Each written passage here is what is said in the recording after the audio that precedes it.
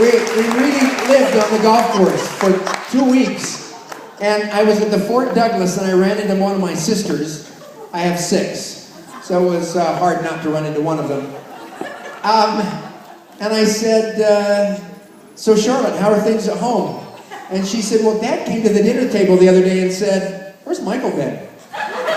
So I figured that if he didn't miss me, I'd probably just go home because I'd get better fed than I would eating scraps from the golf course.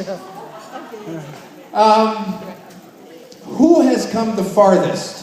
The other night we were in a committee meeting and we were talking about who's the most handsome, who's the prettiest, who's the tallest, who's the shortest. And I thought, I wonder if Kay Kelch has gotten any shorter. Yeah. But she hasn't. And she's gotten more beautiful. Where's Kay? Kay? Come on, come tell us about Australia. Come on, Kay.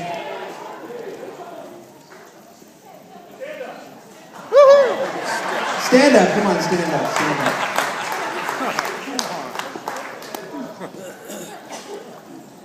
I'll leave this chair out for Kay. Woohoo!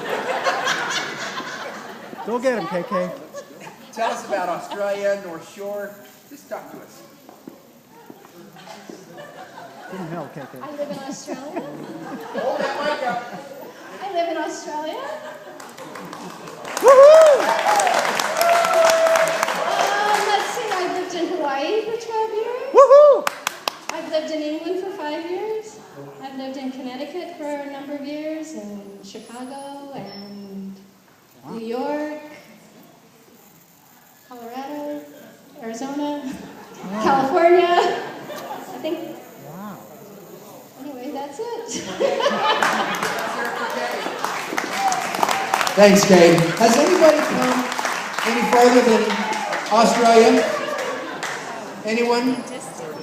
From Little Rock, Arkansas? That's a lot farther than Australia, if you ever have to go to Little Rock. Okay, we asked you to send in photos of yourselves for the slideshow, which we've all been enjoying. We asked you to send in 4 photos. Who sent in more than 4 photos? Who sent more than 4 photos? Come on, Dan, fess up. Dan, get up here. Get up here. You sent in more than 4. You sent 500! Tell us what you've been doing. They're only taking pictures. I don't know how to answer that. Just been cruising around. Maybe one of the coolest things I've done, I went up into space on October 22nd for 3 hours and 45 minutes. Got to see the curvature of the Earth, the blackness of space. It was a spiritual experience. I've been emotional tonight, seeing all of you and wondering who some of you are. And realizing that so many of you haven't changed at all. And it's just an honor to be part of this group. And I saw Mary Nebaker. I don't think you've aged, but the rumor is that, you know, after all these years you went in for an annual physical, and the doctor said, Mary, you need more exercise, so she signed up for an aerobics class for seniors. And sure enough, she bent over, jumped up and down, twisted and turned, perspired for over an hour, but by the time she got her leotard on, the class was over. That's what I do. Let me leave you this recollection. When you're that high above the Earth's surface, you realize we're all brothers and sisters. How sad it was that we had so many cliques at East High. And now it's cool.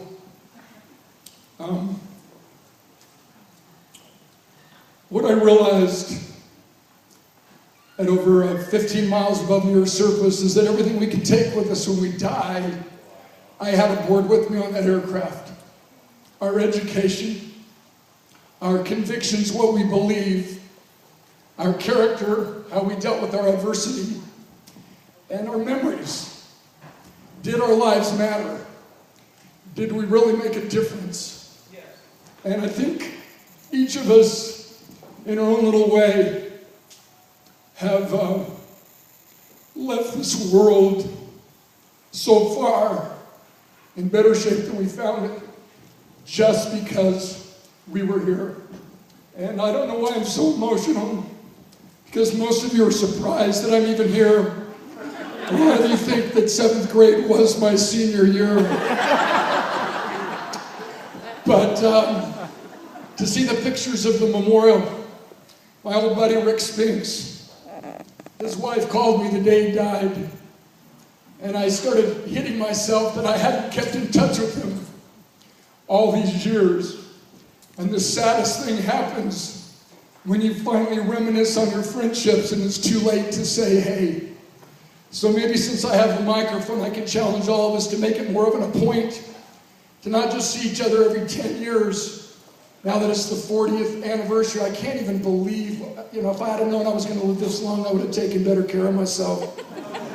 And then we can just challenge each other to keep in touch, maybe have a 5-year reunion, maybe a 1-year reunion if we're close by. I just miss all of you. It's good to see you. God bless. You have a good night.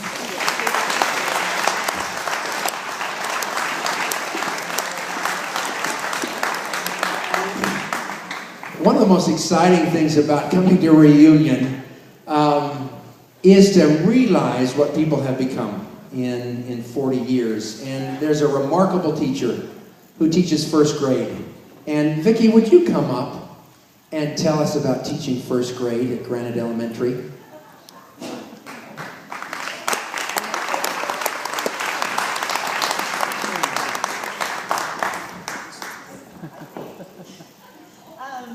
I taught 1st grade. This is my 18th year teaching 1st grade at Granite Elementary. When I went through a divorce, I went, what do I want to do? And my mom said, you always liked working with kids. Why don't you go into education? Because I didn't want to be a legal secretary for the rest of my life and sit and type for however many years and get 2 weeks off. So I did that because I loved working in my kids' classroom when I was teacher volunteer. And so I went into education, went back to the U and got my education certificate. And luckily, I graduated the first time, so it only took me 2 years. And have been teaching 1st grade ever since. It's a great job. It's great most of the time. Every once in a while you go, oh my gosh, what did I do? And the first couple of years were really hard. I went home crying lots of times going, oh, this is not a job you can ever walk out with and get done at the end of the day. But it's very rewarding and it's really fun when you say, have you made a difference in the life? I think of all the kids that I've taught through the years. Some of them I've taught kids and grandkids now of people that are my age. So I had, in fact, one of my sorority sisters, you'll remember Tori Wheatley. I had her granddaughter a couple years ago. So that was really fun. And I have 3 of her kids as well. So it's been really fun to do that and see the changes you can make in kids' lives. And with 1st grade, I'd say it's probably the year that kids grow the most, from the youngest, from the beginning of the year to the end of the year academically. And it's really fun. And when those kids leave the door every day, I give them a hug. And at the end of the year, it's really fun when they come back. I say, Dad, you're welcome to come back. And they walk in all the day while I'm teaching and give me a hug, and I just hug them while I keep teaching. And it's a great job. It really is fun, and it's fun to see them grow up and see what they become as well. Thank you. All right. Who has the most children? Who has a dozen kids? Who had a dozen kids? Who had 10? 9, 8, 9? 9 kids. Will you come up here and tell us about raising 9 children? Who has 10? Well, let's have 9 and 10 come up. Come on. Let's go. Come on, 9 and 10. Come on. Now, while they're coming up, remember when you were in class and you used to say, oh, me, calling me. Who's doing that right now? Who's wanting to come up and grab this mic? You know who you are, so after they finish, I want you to come up. Terry, Becca. Come on, tell us about raising our kids.